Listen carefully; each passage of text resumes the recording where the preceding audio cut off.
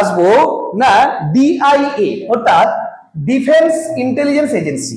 কিরকম না, র তো বাইরের খবর আনে আর আইবি দেশের ভেতরে খবর রাখে, কিন্তু সেনাদের গোপন অপারেশন কে দেখছে? সেটাই দেখে ডিআইএ অর্থাৎ ডিফেন্স ইন্টেলিজেন্স এজেন্সি, ভারতের সবচেয়ে গোপন ও সামরিক গোয়েন্দা সংস্থা। সেনার চোখ, কান আর ছায়া।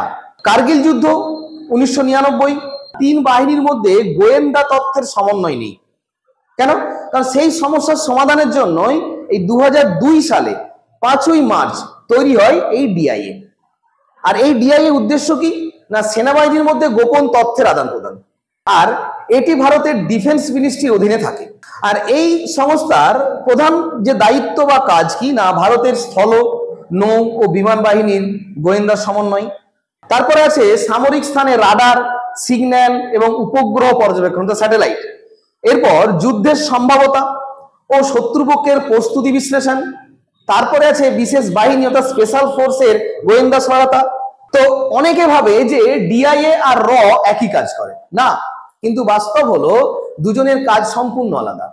র হচ্ছে বিদেশি রাজনৈতিক ও স্ট্র্যাটেজিক ইনফো, ওকে, আর আইবি হচ্ছে দেশের অভ্যন্তরীণ সিকিউরিটি মনিটর করে। কিন্তু ডিআইএ কি করে? সেনাবাহিনী ভিত্তিক রিয়েল টাইম গোয়েন্দা তথ্য প্রস্তুত করে। এক কথায় যেখানে র গ্লোবাল থ্রেট দেখছে আর ডিআইএ সেখানে যুদ্ধের মাঠে কাজ করছে, মুখোমুখি সংঘর্ষের আগেই শত্রু চিনে নিচ্ছে।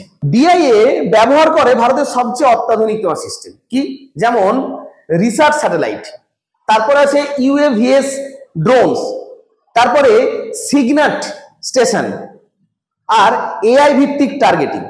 তো অপারেশন ভিত্তিক অনুসারে ডিআই কি কাজ করে না, যুদ্ধের আগে শত্রুপক্ষের কমিউনিকেশন ব্লক।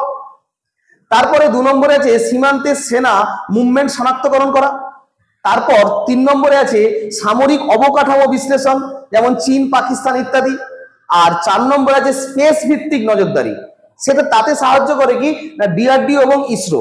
তো সিবিআই, ইডি, এনসিবি এরা যেমন মিডিয়াতে থাকে, কিন্তু এই ডিআইএ কোনো মিডিয়াতে সামনে আসে না কখনো। তো যুদ্ধ মানেই শুধু গোলা বারুদ নয়, কিন্তু যুদ্ধ মানে আগে থেকে জেনে নেওয়া কোথায় আঘাত করতে হবে, আর সেই জানার কাজটাই কিন্তু এই ডিআইএ করে নিঃশব্দে এবং নিখুঁতভাবে। তো ভারতের সেনাবাহিনীর নিরাপত্তা, রণনীতি ও আধুনিক গোয়েন্দা শক্তির রিয়েল ব্যাকবোন হলো এই সংস্থা, দ্য ডিফেন্স ইন্টেলিজেন্স এজেন্সি।